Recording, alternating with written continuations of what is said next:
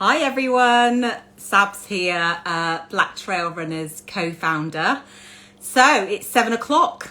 This is our first IG Live interview and I could not be any more happy than to be sharing the next hour with a guy who over the last couple of weeks has really made me think about ultra running and its role in my life. So I am just going to invite him in. Let's find him. Let's see if he's going to be on. Hold there. There he is. Send request. For him to join us. Don't know how many of us will get on here, but the interview is going to be live on our IGTV channel as well. And we're going to be uploading it to our Black Trail Runners YouTube channel. And we're going to be using the audio for our Checkpoint podcast. So hopefully Reece will join us in a second. It just says waiting for Reece Parkinson. So I hope you've all had a great day. Hi, everyone. Oh, Reece is here.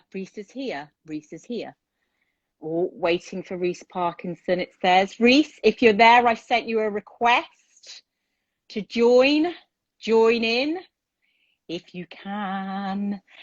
So yes, if you haven't already watched it, I'm assuming that many of you have, then it is called How Not to Run 55 Miles. Oh, Reece Parkinson's unable to join.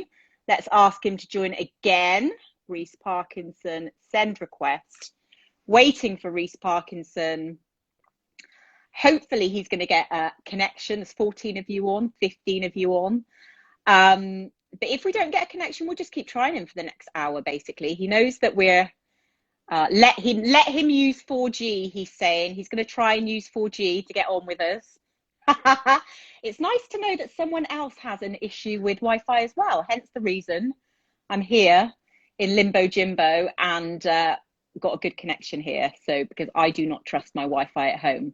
But we will wait for him to come on. So as I was saying, Reece filmed a documentary called How Not to Run 55 Miles, which was a look at him starting to try and train for an ultramarathon, his very first ultramarathon at that. So we're going to be talking to him all about that, talking to him about his life, how he got into running. I'm just going to try and invite him again. Bear with us, people. Bear with us. Send request again. And hopefully, if he's got 4G, then he will be able to join us. Connecting! Yo! Amazing. Yes!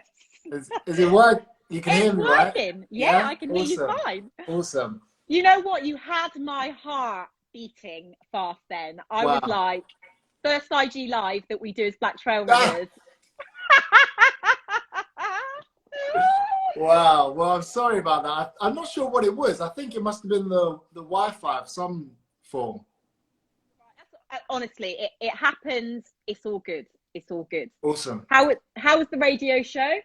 Yeah, it's good. It's fun. On Thursdays, we do Throwback Thursdays. So we just go, just play like bangers from the past and stuff, really. So Love it. It was super fun. Now, Reece, I want to start by thanking you for filming that documentary. Wow. Okay. Because I think that it just shows the courage, first and foremost, that you have to have when you decide to go to ultramarathons. Yes. But also the fact that it didn't quite go to plan, I think gives us a lot more to talk about. And I just think it's like to share this adventure with you as well is really, really important. And I think that people who've never heard of ultras before or trail running, I think will be able to get a lot from your story. So for those that kind of don't know you, maybe who are in the Black Trail Runners community that have kind of only come across you via the documentary, will you tell us a little bit more about who you are? Yeah, amazing intro, by the way. I look very rough, so apologies if I'm like a catfish today, so sorry. My intro into who I am, I guess. So I work in radio, television.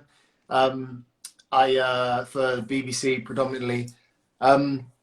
I got into running. It would have been last summer, really, like at a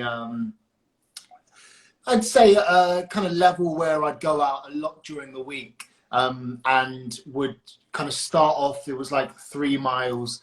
And then I kind of went to 5 miles, and at 5, I kind of found my feet, and I was like, I'm a 5 mile guy. Like that's who I am. I kind of put a limit on myself already at that point. I was like, I'm 5 miles. That's me.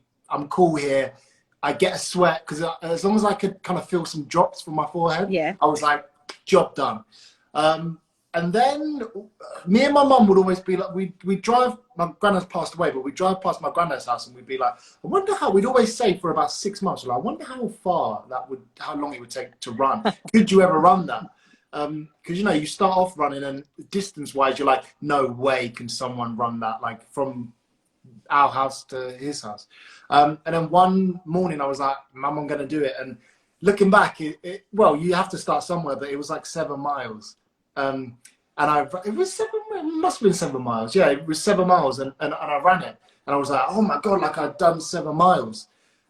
So I get to my granddad's house after 7 miles, and I get an Uber back home. Yeah, so I was like, I went indoors, I was like, yes. And then the only problem is after that, I sat there and I said to my mum, I was like, oh no, it's happened. And she was like, what's up? And I was like, well, now I know that I can run back. You know, so it must have been the next week I did there and back 14 miles. And that was like the furthest I've ever ran. And I was like, wow, you know, this is me being super new, no water bottle, no whatever, just you run and you come back. And I remember being like, wow, like I ran this like 2 hours or something. And then it must have been a month after that, I did the first marathon that I did during the first lockdown. That was really stupid. Really stupid. Yeah, so dumb. Why? Why? Yeah. Well, the why reason was it was very arrogant of me. I had this idea whereby I Googled how many people did the London Marathon, and there was about 50,000 people. And I was like, well, surely they're not that kind of special. 50,000 people, I must be able to join this group. There's 50,000 people. 50,000 of them. So I was like, I'm going to do it. I haven't done a marathon before. I didn't train or anything. But it was the mind that helped me through. So I ran to a place called Belvedere, which was like 13.2, whatever, 13.3. And then I ran back. That was terrible because I was so dehydrated. I had to go into a corner shop and like beg the guy for water. And he gave it to me. And I just had like 500 ml water, and that was it. I did the run, but my skin was so dry afterwards. It's like, you know, the salt sweat. I had that, and yeah, I did it, and I was okay when I got indoors. I had like a long nap. Don't get me wrong, but I was cool. And then that kind of, you know, the next step. Jim, the producer at Newsbeat for BBC, was like, "There's a documentary in this somewhere," and I was like, exactly the same. Yeah. But you've got to have been like, take me back to like you being a kid, because I know I've watched the documentary a few times. First because I think it was on the news, and I was like, wow, there's this black guy that's trying to run 55 miles, and you know, as you know, as I've been talking to you about Black Trail Runners, we're all about increasing diversity in trail running. So like you piqued my interest then, and then I watched the documentary like for research purposes as well, and kind of wanted to understand a bit more about like, were you a really sporty kid? Because not a lot of people would be able to go out and run 7, 14 and then 26.2 miles. So have you always been fit? Yeah, there was just one comment there. Someone said, "Did you pay the guy for the water?" That was one of the comments I saw on the on the YouTube videos. Like, I don't like this guy. He just stole water, and I'm like, I was like, from everything in this documentary, you went with that. You went with the water. Yeah. But it's a fair question. No, I haven't. I haven't paid him. I do generally feel terrible. I feel bad, but I will. Whenever I next go there, I'll drop You'll off do it. CPT. Yeah, I'll do it. Yeah, always been a sporty kid. Football growing up, but then I moved into basketball, so I've always been active and always been in good shape. The worst shape I've ever been into was probably first year of uni, drinking and that, a bit lost in where I wanted to go in life. And I came back that summer, put on probably the biggest I've ever been. I wasn't huge or anything, but I put on some weight, and I couldn't do 3 miles. That's probably the worst I've ever. Like I couldn't run through. I would stop a mile and a half, and I was like, "Whoa, something's really wrong here." So that's the only part of my life that I've ever been like, "Oh, I'm not fit." Only that part. Yeah. Other than that, I've pretty much been quite active my whole life, if I'm honest. And did you run at all as a kid, other than like training for like basketball? You didn't. No. I never ran until I finished football and basketball and knew I had to keep fit, but didn't join like a club or anything. So running was that go-to, you know. Because you said in the documentary, and I really kind of was like, oh my God, because you said actually you didn't like running, like it wasn't something that you were like, woo, I'm gonna Yes. go, I'm gonna do this. So why so many people at the beginning of lockdown last year, Christ, it's weird saying that, but they needed to find something that would help them with their mental health. I think we've seen a massive increase in people running. So what made you initially, other than the fact you wanted to see how far it was to your granddad's house, what made you actually lace up and get out there? Fitness and getting fit. Running for me is always a thing of losing weight. That's the first thing that comes to my mind. Losing weight, eating better is not fun at all. Losing weight and having to do it through physical exercise, again, is not fun at all. For me, it wasn't fun. If I can't play football or basketball because my knees are so bad, like they just crumble in both sports.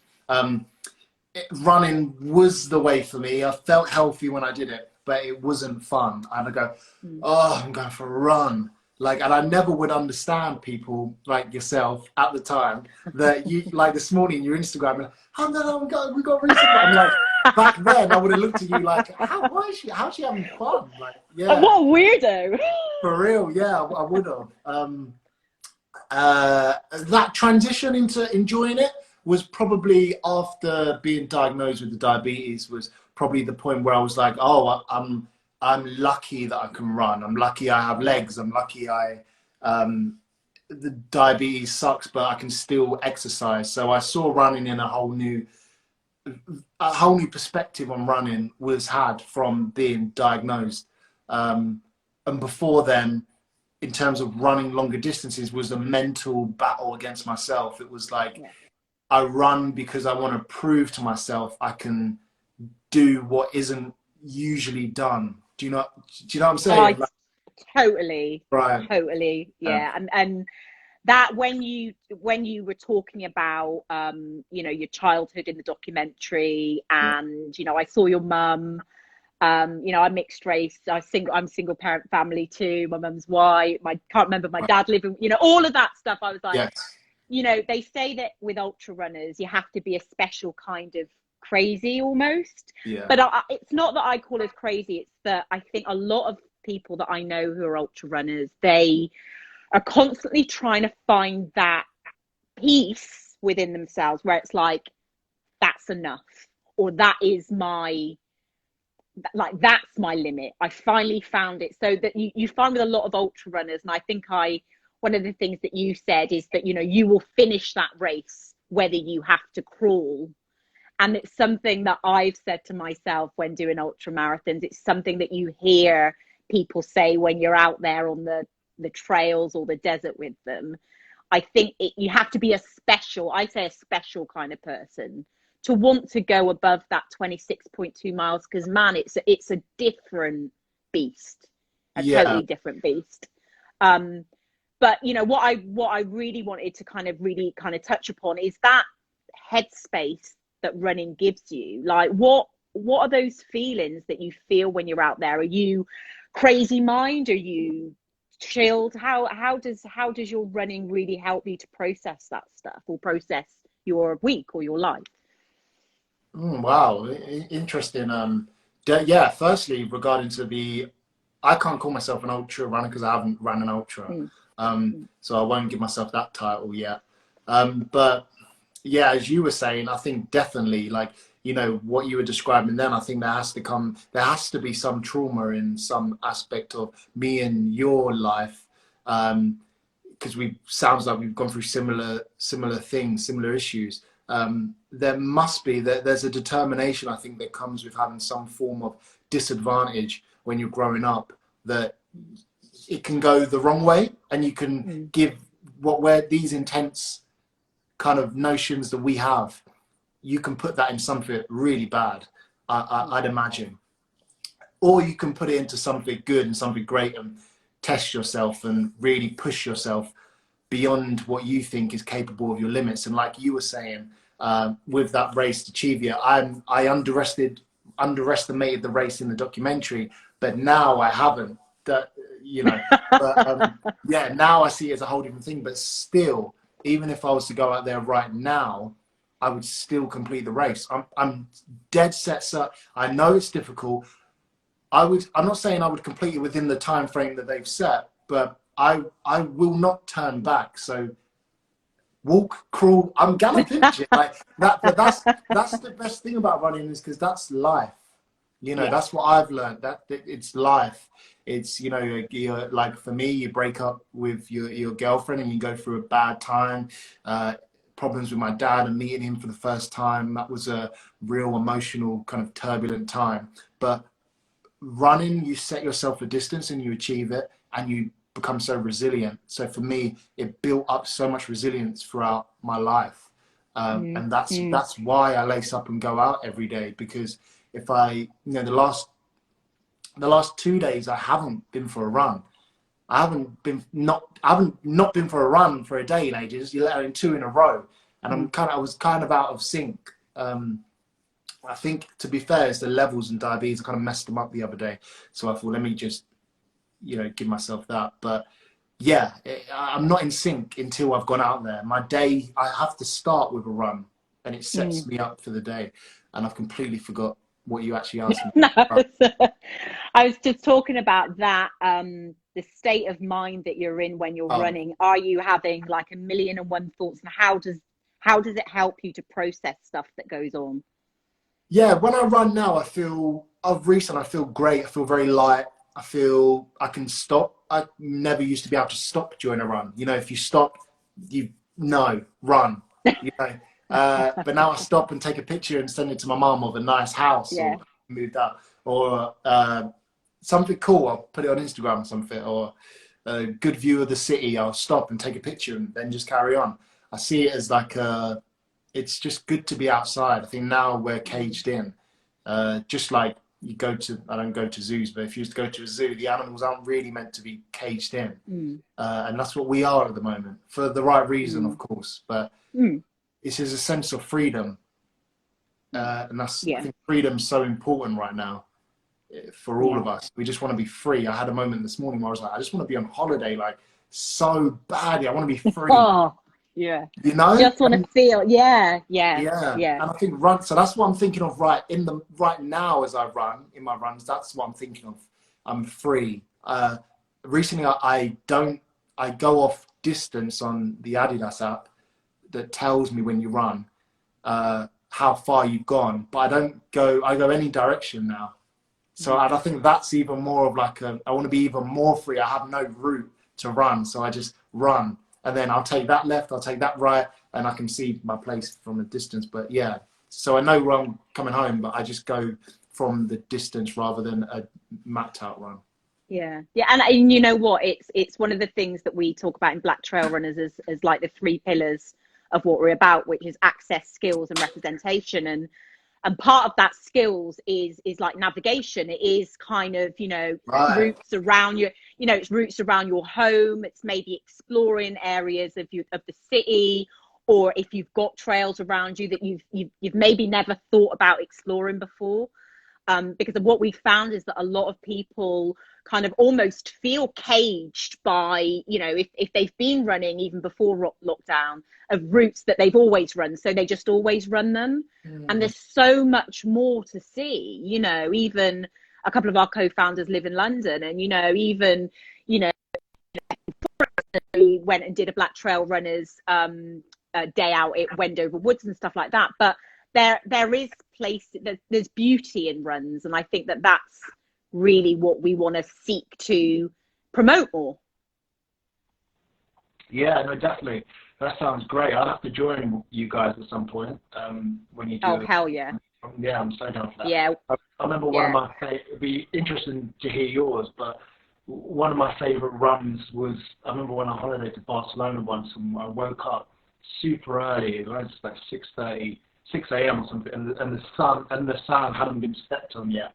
And I was running along the beachfront, and I was like, wow, like,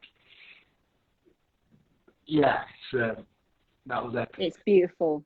Yeah, it's beautiful. Now, talk to me about, how long ago were you diagnosed with diabetes? Because obviously we saw the documentary the other week. Yes. So was that in 2021 or was that late 2020? I'm trying to think if when did I have it for Christmas? Because it looked like you were diagnosed before Christmas, but I just wanted to check the timeline. Yeah, I think it must be. Yeah, it was. It was like 2 weeks before Christmas. Yeah. And it's hereditary, isn't it? So does your mum have diabetes, or who in your family that you're aware of? I don't know who has it. I don't know. No? Obviously, I don't know my dad's side too tough, but yeah, I don't think he's got it. My mum would know. He hasn't got it. Yeah. So maybe a cousin from something. Yeah. I remember the nurse saying, and having done some research recently myself, COVID has spiked diabetes type 1, which isn't the one that's to do with if you're eating bad food or drinking. Yeah.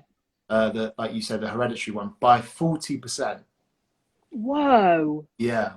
So I'm assuming COVID must affect some people, their blood levels or something around there, and just go boom. Because the amount of people that kind of got diagnosed at the same time and stuff has been like, wow, crazy levels. So yeah, was it a scary time? Obviously, we heard some of your audio in the documentary when you were speaking to, what's your producer's name? Jim. Yeah. And you sounded so ill, and you thought you had a liver infection. So how did it downward spiral from there that you ended up in hospital? Yeah, so it was just some of this. I look back and they were the symptoms, but just feeling so tired 24/7. Going, sounds a bit gross, but going to the toilet like 13 times a night. Like I counted once, it was 13 times. I'd wake up, go toilet, wake up, go toilet. And you don't think, you just think, oh, I've been working a lot, because you should do work quite a bit, and you just think, oh, I must be tired. And my mum, having worked her whole life, she's like, you're tired, and just so, you know what I mean? Yeah. And then, but you know, I was having the week up to actually kind of getting to the point where it was just all too much. I'd wake up and I'd have like ice cream on waffles. It was amazing, don't get me wrong. Mango, I was drinking like mango, like 4 liters of juice like a day. Anything, because your body, I don't know why, I haven't quite researched this properly, but basically your body wants loads of sugar, even though it's producing so much more sugar. I know there's a reason here, but I forgot. But yeah, but you basically want to eat loads of sugar, so I was doing that. And it got to the point where I went to the doctors, gave a urine sample, and he called me up like 2 days later, like, you need to go to the hospital now. Yeah. Was that scary? It wasn't scary per se. Like, I think my mum obviously you have moments, but I don't know. Like, when they explained it to me, it's just something that you just live with, I guess. Like, it wasn't. I can't say like I cried myself to sleep or whatnot. Not saying that that's not right. Yeah, but not saying that I can understand. If I was 15 years old, 16 years old, I would cry myself to sleep 100%.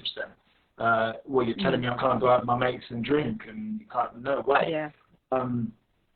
So as I would have been devastated. For the kids, life must be so much harder. Yeah. So much harder. I couldn't imagine being a child and having this, because that would be just annoying.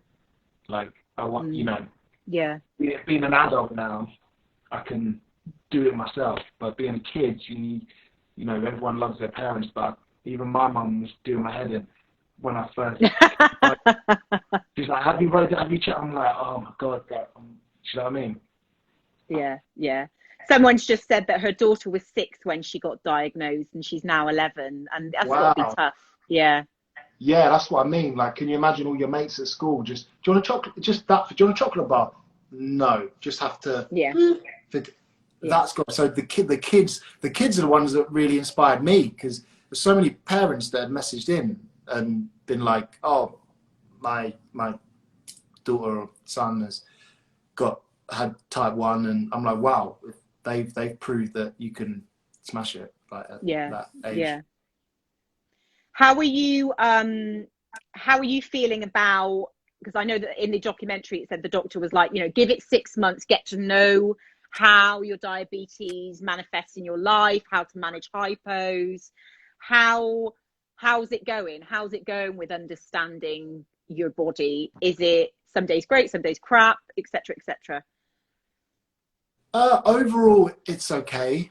Like I mentioned about, it was yesterday. Yeah, yesterday I accidentally used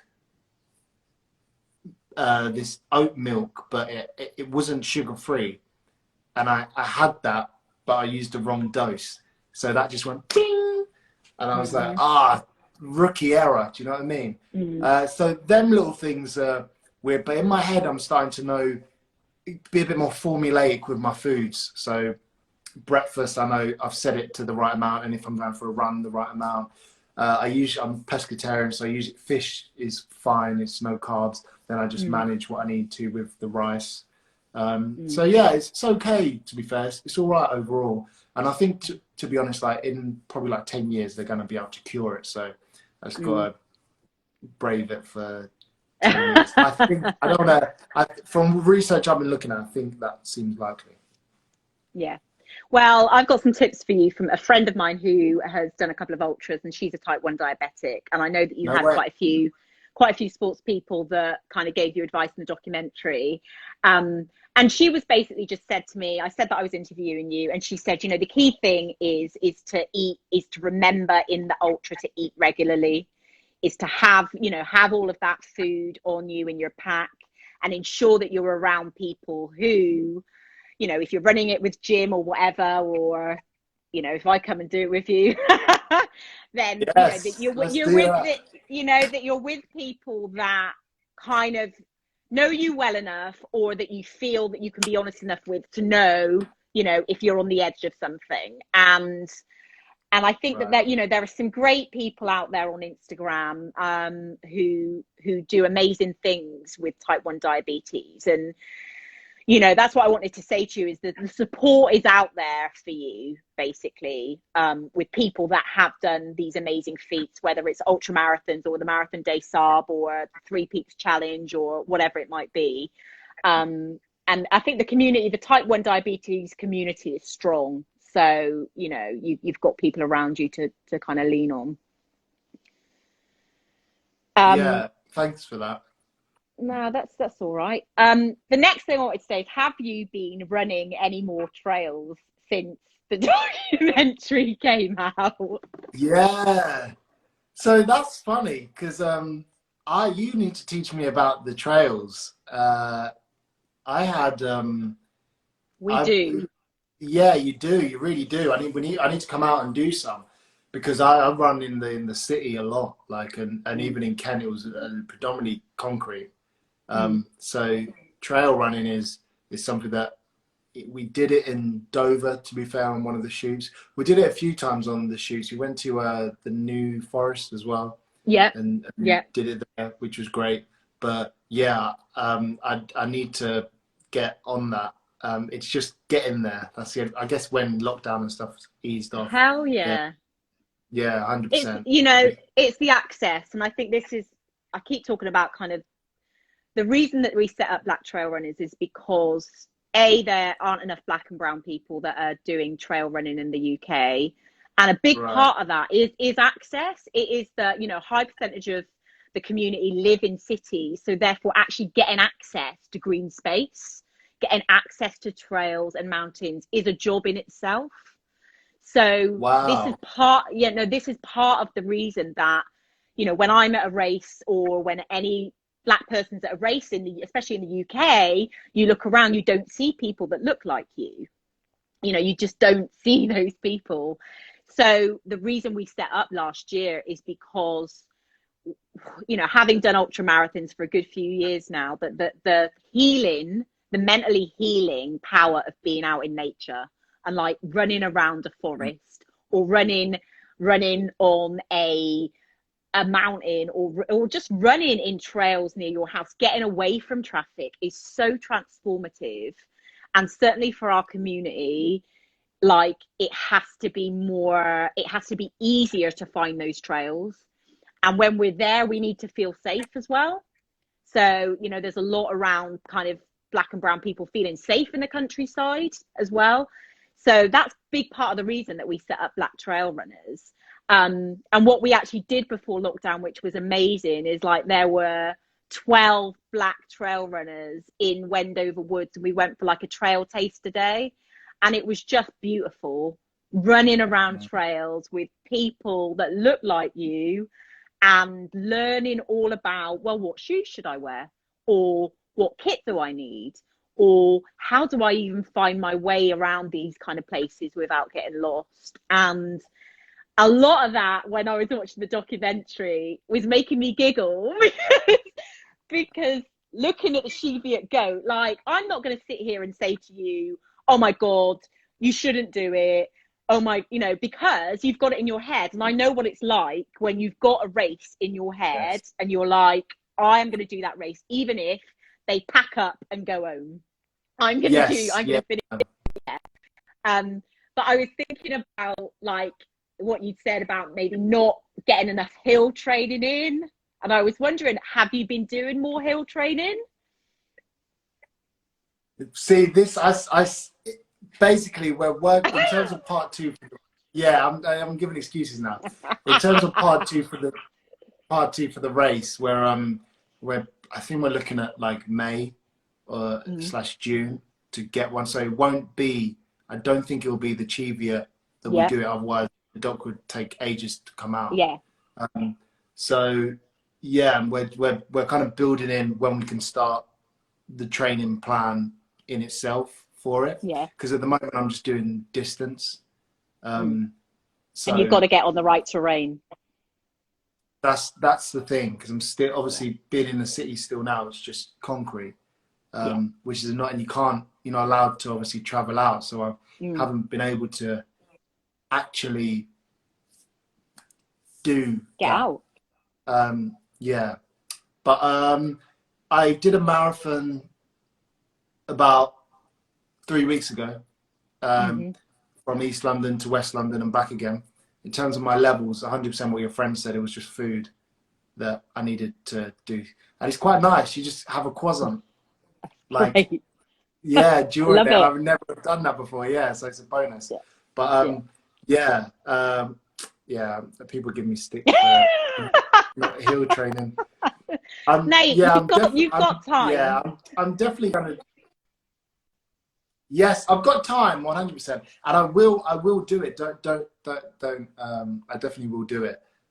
It's just, it's quite overwhelming, I guess. Even the type 1 diabetes community is very overwhelming. You've got loads of lovely messages, and everyone wants to get into it and go real deep, which is great. Yeah. It's but obviously it's a lot, isn't it? So many conversations to be had, but.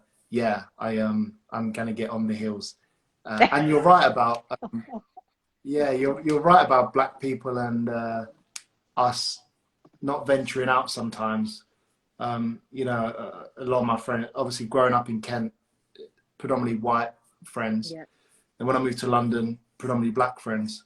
And it's funny, the two differences between the two, but I always try and, I remember one time, one of my friends dropped me off at Gravesend, and it was like 4 of us, and they were like, bro, this is like the movie Get Out, like, it was Daniel Kaluuya, yeah.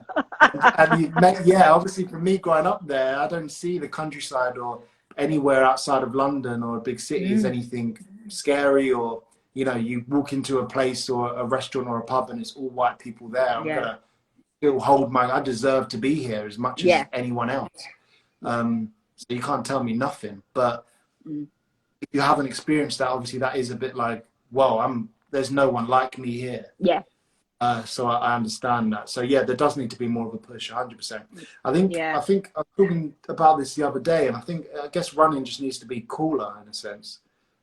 You're absolutely right. You know, I think that you know, certainly running, ultra running and trail running, in terms of appealing to a more, I want to say this, like a more culture focused, younger, like demographic. I believe that there are probably the most amazing black and brown trail ultra runners out there that just haven't found the sport yet. They just, because they haven't been given the opportunity, or they haven't had the access or the skills or the coaching.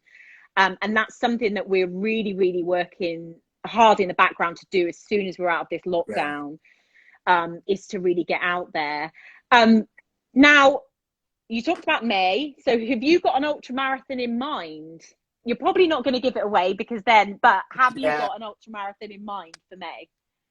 Yeah, we got this idea. We actually, what we really, really want to do is be able to do one abroad. Would be incredible. Yeah, that would be amazing. Just because I think shots wise, we get some incredible shots out there, very cinematic. So that's kind of like top of the list.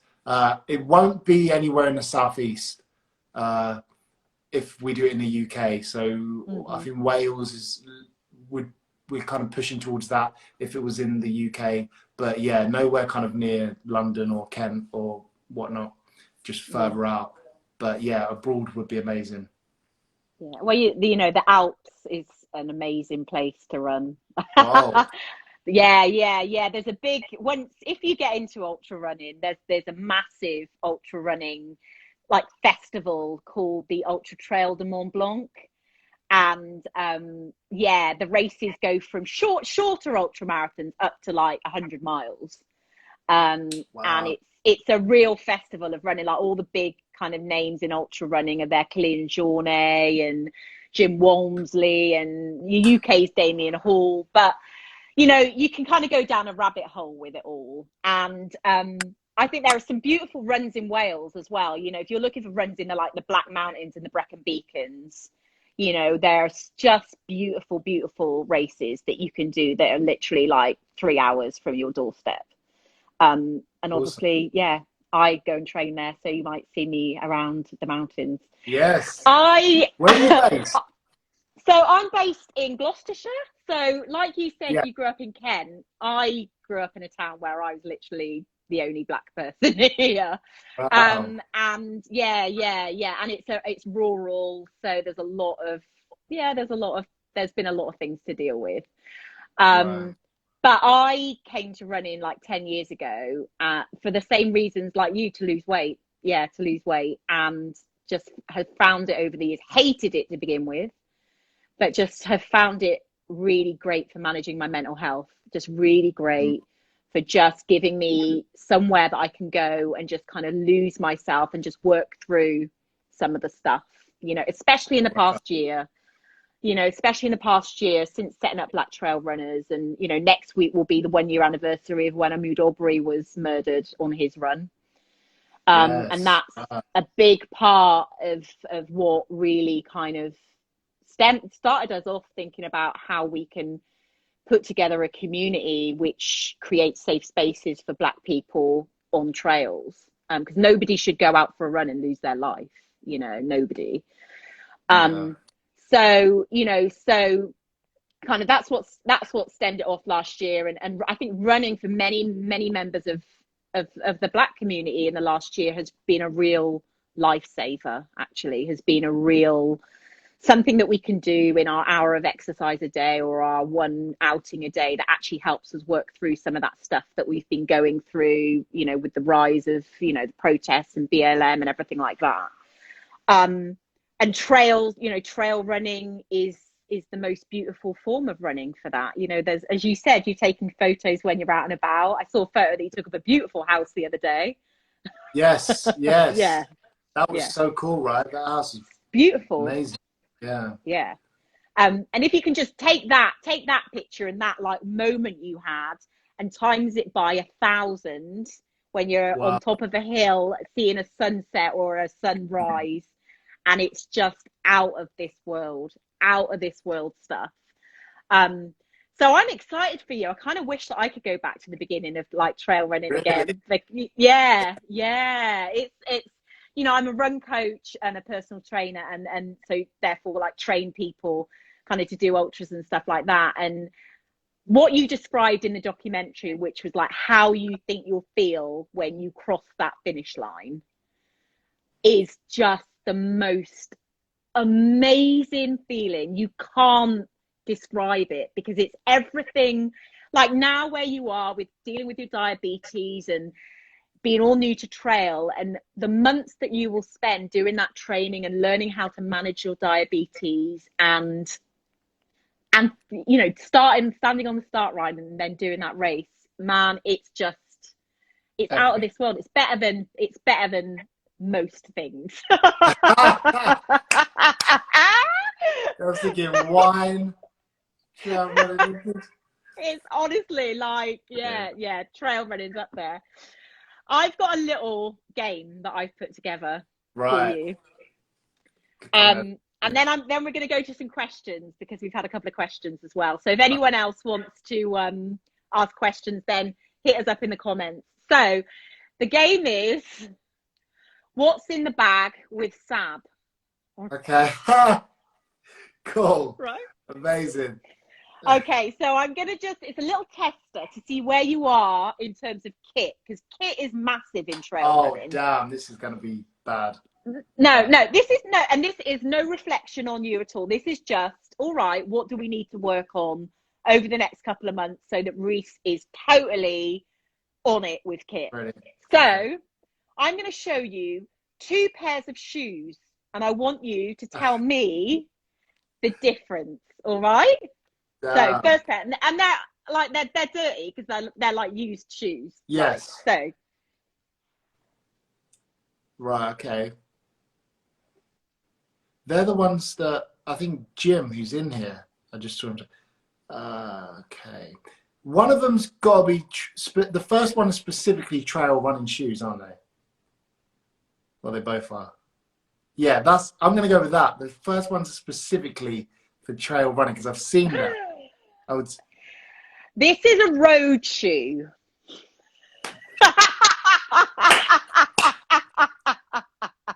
You set me up there. You set me up. I didn't. No, I didn't. This is a trail shoe, right? So this is a road shoe. So therefore, the treads underneath are a lot closer to the ground. So therefore, grip on concrete. All right. Common sense, isn't it? Yeah, this is a trail shoe. Basically, it's got graphene in it, so your grip to the trail is you're gonna be able to stand up more. And I wanted to show you the one that I use to, like, because we live in England, it rains a lot and there's loads of mud when you go out on the trails. So this is like the daddy of trail shoes. Look at those teeth. Yeah. And these in trails in the UK at this time of year, like one of the best shoes you can get, because nobody wants to end up on their arse all the time. I mean, it is funny, but so those are your trail shoes. So that was one. Okay. Now, what's in the bag with Sab, number 2? Okay.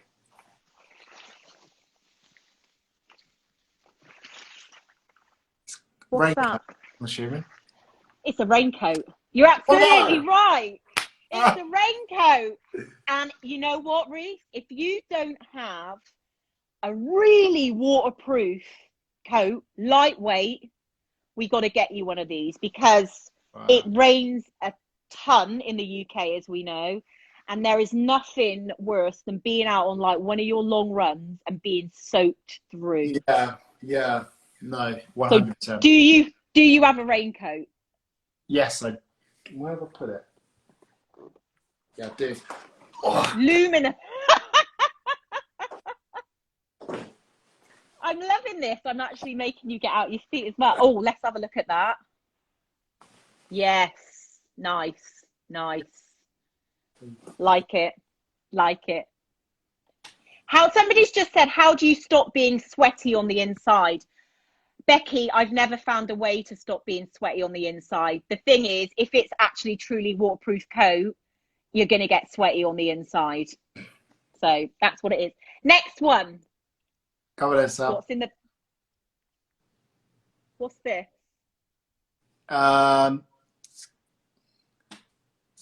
torch. The head torch. Yeah. Yes.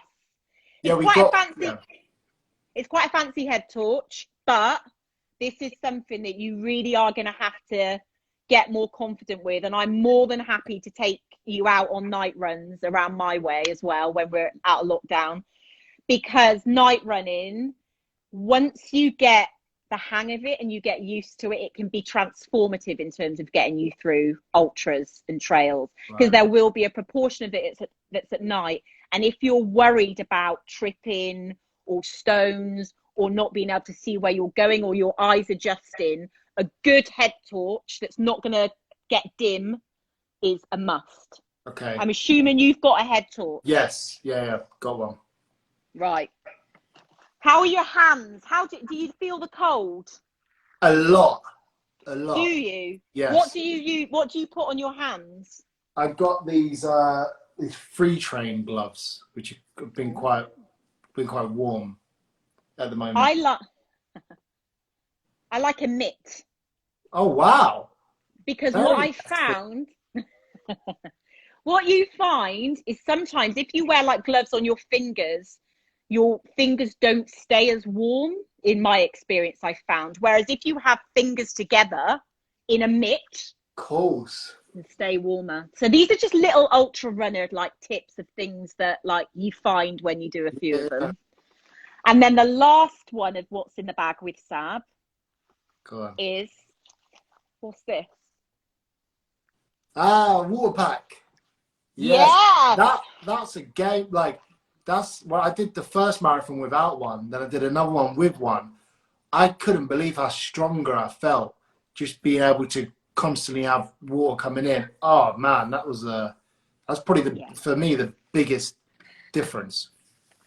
And you know what, Reece? It's not just about the water pack, because so basically you have like soft flasks that you can use that go in here, but it's actually in an ultra you have to have there is like a mandatory kit list. Yes, we have that. So you've got to have something to hold it in. And the thing is, these packs come with these little like backpacks that you put stuff in as well. Right. So get yourself a really good pack that will fit in what you've got. And the last thing, especially if you were doing something like the Cheviot Go, is, what's this?